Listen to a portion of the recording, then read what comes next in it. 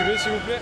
Quelques tensions cet après-midi sur les boulevards de Bordeaux, bien après la manifestation officielle. Les forces de l'ordre ont procédé à des contrôles et fouilles de sacs sur un groupe de personnes.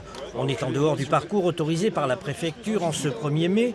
Mais ce matin, le scénario de départ unissait plusieurs syndicats et des gilets jaunes dans le même cortège. C'est pour pouvoir défendre ce mouvement qui existe et qu'il y ait une convergence entre toutes les luttes, celle des ouvriers, des travailleurs, de tout le monde, et il faut qu'on soit tous unis. De 6 à 9 000 personnes selon les sources pour cette fête des travailleurs.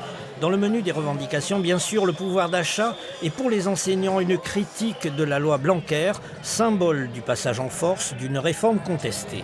Pour les enseignants, effectivement, c'est le début d'une période de mobilisation qu'on espère aller crescendo contre les réformes Blanquer, contre la réforme des lycées, contre la réforme du bac, contre la loi dite de l'école de la confiance. Convergence réussie dans le calme à Pau où 1700 à 2000 personnes ont défilé ensemble, gilets jaunes et syndicats pour un rapprochement au fil des idées. C'est un mouvement qui est jeune, les gilets jaunes, ils ne sont pas encore bien organisés, mais je pense qu'ils vont se structurer et que peut-être à l'avenir on pourra travailler comme avec une autre organisation.